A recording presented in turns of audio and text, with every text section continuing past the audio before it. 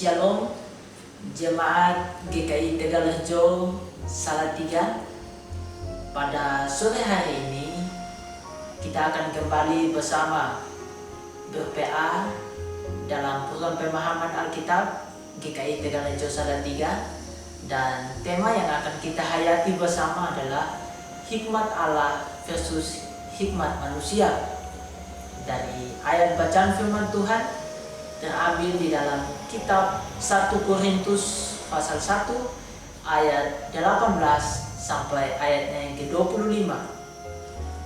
Dan saya akan memimpin kita di dalam doa. Mari kita berdoa. Allah Bapa dalam kerajaan surga, kami anak-anak-Mu datang dengan penuh ucapan syukur untuk kasih karunia dan anugerah keselamatan yang Engkau limpahkan bagi kami. Pada sore hari ini, kami anak-anak-Mu akan ber-PA, dan apapun yang kami pelajari melalui pemahaman Alkitab ini, biarlah menjadi pedoman di dalam hidup kami. Di dalam nama Yesus Kristus, kami mengucap syukur. Haleluya. Amin. Baik, Bapak Ibu, saudara-saudari yang dikasihi dalam Tuhan kita Yesus Kristus, bacaan kita pada sore hari ini terambil di dalam surat 1 Korintus pasal yang pertama ayat 18 sampai dengan ayat yang ke-25. Surat 1 Korintus yang pertama ayat 18 sampai dengan ayat yang ke-25. Saya akan membacakannya bagi kita semua. Sebab pemberitaan tentang salib memang adalah kebodohan bagi mereka yang akan binasa, tetapi bagi kita yang diselamatkan, pemberitaan itu adalah kekuatan Allah. Karena ada tertulis, Aku akan membinasakan hikmat orang-orang berhikmat, dan kearifan orang-orang bijak akan kulenyapkan. Di manakah orang yang berhikmat? Di manakah ahli Taurat? Di manakah pembantah dari dunia ini? Bukankah Allah telah membuat hikmat dunia ini menjadi bodoh? Oleh karena dunia dalam hikmat Allah tidak mengenal Allah oleh hikmatnya, maka Allah berkenan menyelamatkan mereka yang percaya oleh kebodohan pemberitaan Injil. Orang-orang Yahudi menghendaki tanda dan orang Yunani mencari hikmat, tetapi kami memberitakan Kristus yang disalibkan. Untuk orang-orang Yahudi suatu batu sandungan, dan untuk orang-orang bukan Yahudi suatu kebodohan. Tetapi untuk mereka yang dipanggil, baik orang Yahudi maupun orang bukan Yahudi, Kristus adalah kekuatan Allah dan hikmat Allah. Sebab yang bodoh dari Allah lebih besar hikmatnya daripada manusia, dan yang lemah dari Allah lebih kuat daripada manusia. Demikianlah bacaan firman Tuhan pada sore hari ini. Baik, Bapak Ibu, saudara-saudari yang terkasih dalam Tuhan kita Yesus Kristus, saat ini saya akan memberikan pengantar singkat bacaan pada sore hari ini. Setelah menegaskan bahwa pemberitaan Injil yang dilakukan oleh Paulus bukan melalui hikmat perkataan, kita dapat melihatnya di dalam 1 Korintus 1 ayat yang ke-17 bagian B. Sekarang ia lebih menyoroti alasan dibalik sikap itu. Ia ingin menunjukkan bahwa Injil berhadapan dengan hikmat dunia sebagai masalah dari semua perselisihan. Keterkaitan terhadap hikmat dunia telah membutakan jemaat sehingga mereka menjadi sombong. Untuk menanggapi persoalan ini, Paulus berusaha membuktikan bahwa pemberitaan Injil berkontradiksi dengan hikmat dunia. Walaupun Injil adalah hikmat yang dalam bahasa Yunani-nya Sophia, tetapi makna hikmat menurut dunia sangatlah berbeda. Berita Injil pada dasarnya adalah Mengikuti kehendak Allah dalam pertobatan memang tidak menarik bagi orang yang berbuat dosa karena berseberangan dengan keinginan mereka.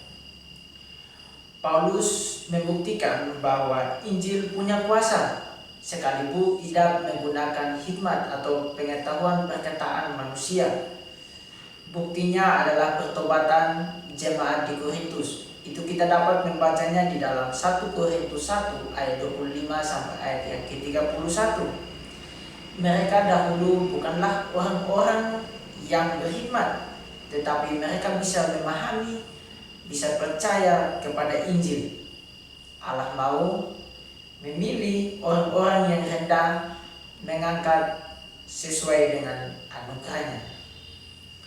Kita dapat melihatnya di dalam 1 Korintus 1 ayat 26. Di situ dikatakan, "Ingat saja, saudara-saudara, bagaimana keadaan kamu ketika kamu dipanggil menurut ukuran manusia. Tidak banyak orang yang bijak, tidak banyak orang yang berpengaruh, tidak banyak orang yang terpandang." Di sini sangat jelas, maka Injil memang bertentangan dengan hikmat dunia dalam keinginan menjadi orang-orang yang tinggi dan hebat, sekaligus menjadi teguran bagi mereka yang sombong.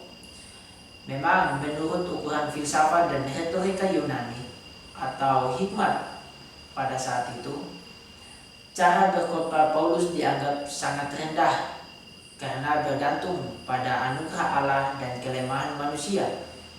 Justru Paulus merasa takut dan gentar. Berbeda dengan para filsuf keliling yang sangat percaya diri akan kemampuan berbicara manusia. Para filsuf mengandalkan kefasihan bicara dan metode persuasi tertentu. Berbeda dengan Paulus, ia tidak memilih bersandar pada prinsip maupun metode retorika. Namun hasilnya jemaat di Korintus bisa ada dalam pertolongan Roh. Dijelaskan bahwa sebab pemberitaan tentang salib memang adalah kebodohan bagi mereka yang akan binasa, tetapi bagi kita yang diselamatkan, pemberitaan itu adalah kekuatan Allah. Kata sambung sebab pada ayat yang ke-18 mengindikasikan bahwa 1 Korintus 1 ayat 18 sampai 25 sangat berkaitan erat dengan ayat sebelumnya. Siapa yang menolak Injil gara-gara menganggap Injil sebagai sebuah kebodohan adalah orang-orang bodoh. Tetapi sebaliknya, mereka yang percaya kepada kebodohan Injil adalah orang-orang yang menerima hikmat sejati. Ada dua pola hikmat duniawi yang disampaikan oleh Paulus. Yang pertama, orang Yahudi, yaitu mereka yang membutuhkan tanda dan bukti. Dan yang kedua adalah orang-orang Yunani, yaitu mereka yang mencari hikmat seolah-olah semua hal bisa dijelaskan secara logika. Ilmu pengetahuan itu penting, hikmat manusia diperlukan, tetapi Injil tidak sebatas apa yang bisa dijelaskan secara ilmiah. Injil adalah kuasa Allah melampaui kemauan manusia. Iman adalah sesuatu yang melampaui bukti, karena iman bukan hanya percaya, tetapi mempercayakan hidup berhadapan dengan misteri yang belum kita ketahui. Struktur pemikiran Paulus memulainya dengan pembedaan antara orang yang akan binasa dan orang yang akan diselamatkan. Kita dapat melihatnya dalam 1 Korintus 1 ayatnya yang ke-18. Pembedaan ini menentukan perspektif mereka terhadap Injil. Apakah Injil adalah suatu kebodohan atau kekuatan? Ini membuat Paulus menutup pembahasan dengan sebuah kalimat yang ironis untuk mengontraskan Allah dan manusia. bahwa kebodohan Allah lebih besar daripada manusia dan kelemahan Allah lebih kuat daripada manusia.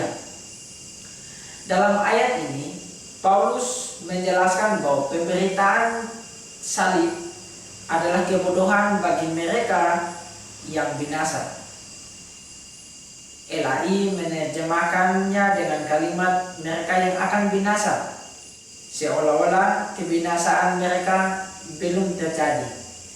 Terjemahan ini dalam tata bahasa Yunani dalam bentuknya adalah present tense, yang diartikan dengan kalimat mereka sedang berada di dalam kebinasaan. Demikian juga dengan keselamatan orang percaya merupakan sesuatu yang terjadi. Di ayat-ayat selanjutnya, Paulus menerangkan bagaimana keselamatan ini bisa terjadi, yaitu melalui perkenanan dan panggilan Allah. Bagi yang sedang diselamatkan, Injil adalah kekuatan Allah. Keselamatan orang percaya merupakan bukti dari kekuatan Injil. Kekuatan ini pula yang meyakinkan Paulus. Hikmat perkataan manusia tidak menambah sesuatu apapun terhadap Injil. Maka Paulus paham bahwa tidak perlu berbantah-bantah dengan bukti-bukti, sebab Allah telah berfirman bahwa semua telah ada dalam rencana penyelamatan Allah karena kasih-Nya. Demikian pengantar singkat yang dapat saya sampaikan bagi kita semua, dan video ini akan di-share melalui grup WA Info GKI Tegal Rejo untuk ditanggapi bersama. Selamat berPA bagi kita semua. Tuhan Yesus memberkati.